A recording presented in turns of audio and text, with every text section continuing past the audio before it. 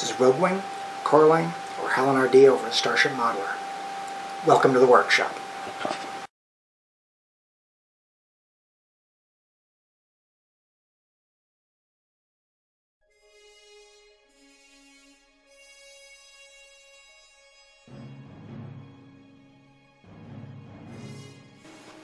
Okay, time to work on getting the Aeroshuttle bay into place on the Odysseus build. To do that, what I've done is I've taken some plastic sheeting, put it over the Aeroshuttle that I've pressed in from underneath,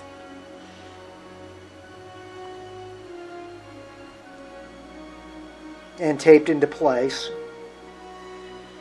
Now I've gone and surrounded the Aeroshuttle, about a 1/4 inch all the way around, I guess, with some plasticine modeling clay, just pressed onto the hull. And what I'm going to do is I'm going to take equal parts of the Easy Cast clear resin and mix them up. We're going to pour them into the mold.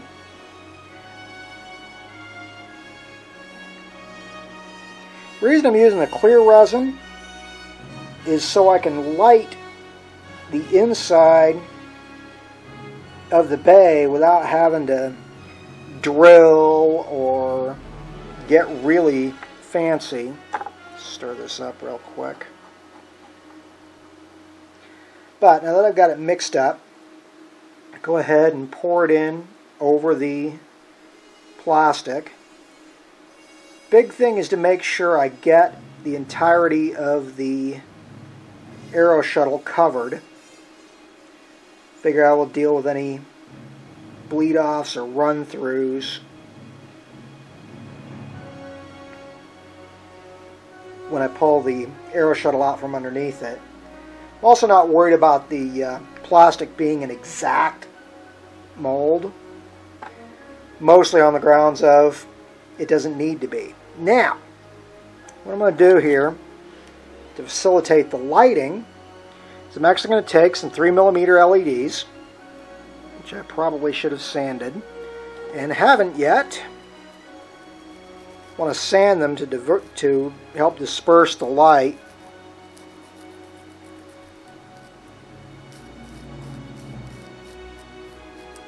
When they're in place, so they'll spread the light throughout the resin a little better.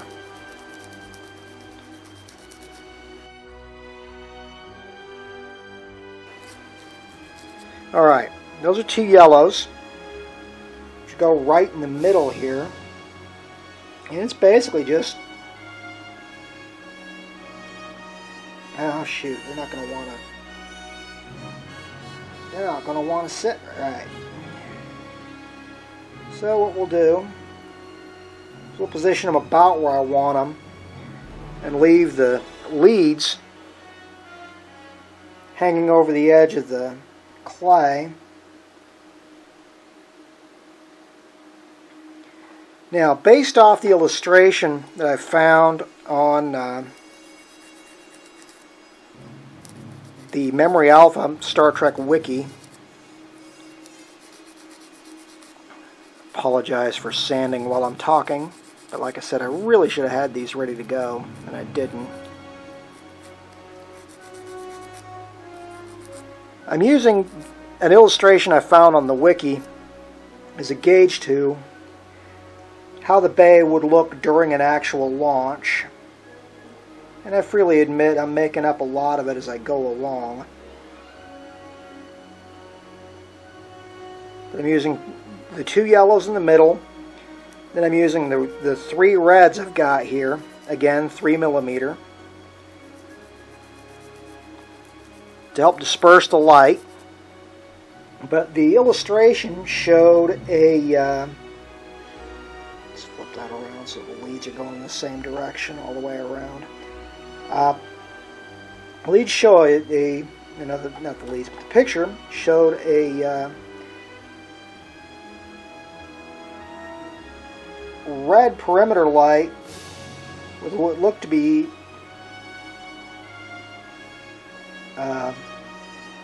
yellow or white lights in the middle. So I'm using the red LEDs to create the impression of the perimeter light,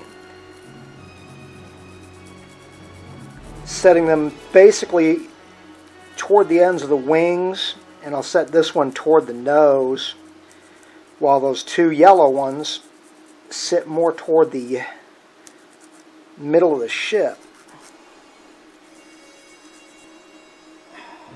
Get into place.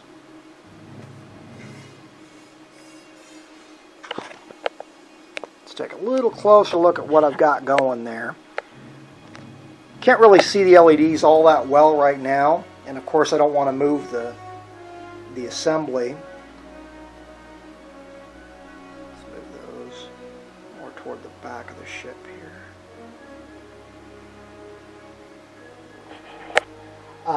Gonna let that sit. Now the other reason I'm doing it in clear is this way I can back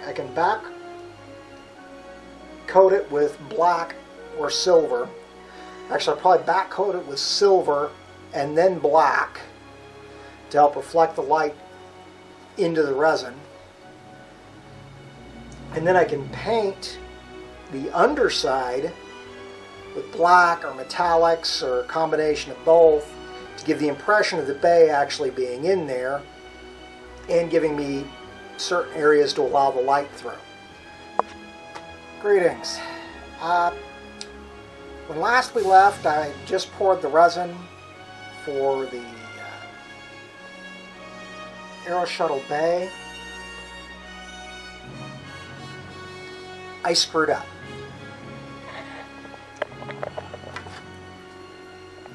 When I'd gone to do it,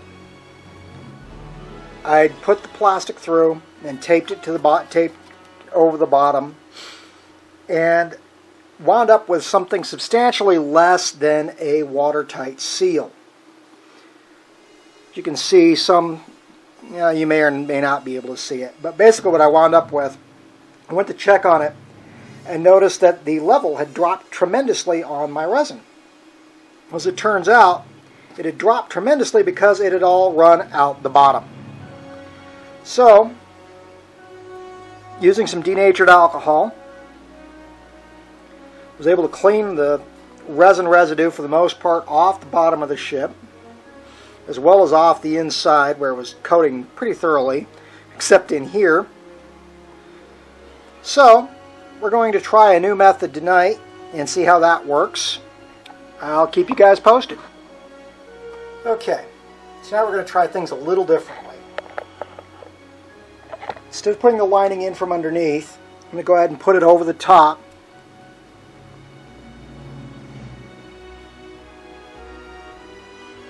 Now, one advantage doing it this way will be the ability to actually remove it for painting and detailing purposes.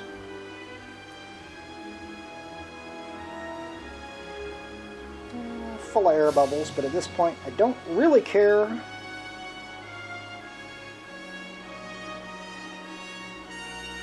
I'm more worried about getting complete coverage than I am getting it perfectly clear. And again, I'll just go ahead and insert the Again, we're going to do with the two yellow in the middle and the three reds around the perimeter.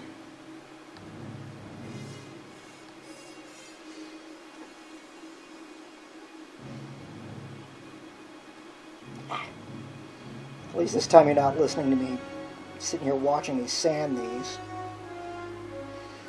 Alright, at this point, the repour's in place. And now we sit and wait for it to cure up. With hopefully better results than last night. Not going to deny it. It actually took a third try. Although this time it was my own fault. The layer I put in the bottom of the hole didn't completely cover the bottom of the hole, so I got leakage. This time I didn't mess around. This time I made sure I cut a piece of saran wrap more than big enough to cover the hole, and then redid the mix. I'm crossing my fingers, hoping the third time's a charm. Greetings. Third time's a charm, as they say. I have my casting of the Aeroshuttle bay with its 5 working LEDs under it.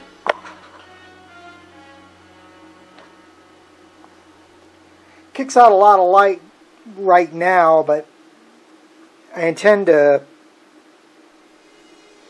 coat it with silver and then black coat that. Go ahead and disconnect power at this point. No, I haven't soldered the connections into place yet. In fact, I haven't even soldered the wires together yet. I mostly twisted them together to test it. But what I'm going to wind up doing is I'll go in and I'll rough up these areas where the lights are.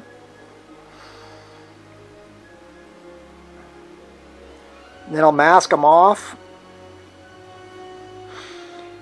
and do the whole, paint the whole thing silver and the whole thing flat black to light block it. And then pull the masking off so I just have light showing up in the areas I want. The good news is this stuff transmits the light really well sideways. So, with those LEDs in place, I'll get the light I'm looking for. Of course, that means it's time for me to seriously get to work. And I mean seriously. This process has taken me about 3 nights. Although I was pleased to note, this marks the hardest I've ever had this clear resin cure up. Usually it's slightly flexible. But that's where we're sitting at the moment. We'll keep our fingers crossed and see how things go from here. And here we are again, back at the workbench for another update. Haven't gotten any painting done on the hanger insert yet. Not really in a hurry to do that right now because I've got a lot of work to do on the ship first. Starting with the surgery with the grinder and my Dremel to get rid of the raised details that would be replaced by photo etch. Started on the bottom of the secondary hull. I've got the detail removed. I'll probably go in and glue the hull together and do the seam work first before putting the etch on the areas for the warp core hatches. The good news is, even with the hull glued together, I'll have plenty of room to work inside, if I can keep the pieces apart and together long enough to show. I'll have plenty of room to work inside for installing the lights even with the pieces glued together, so I'm not worried about that aspect of it. I have also, using the same grinding tool, removed the raised details on top of the A and B decks so that I can go in and install the etch. Feeling over it, there's some areas where the drum has dug some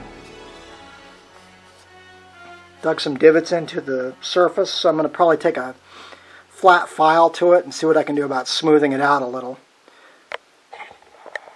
But that's where we're sitting.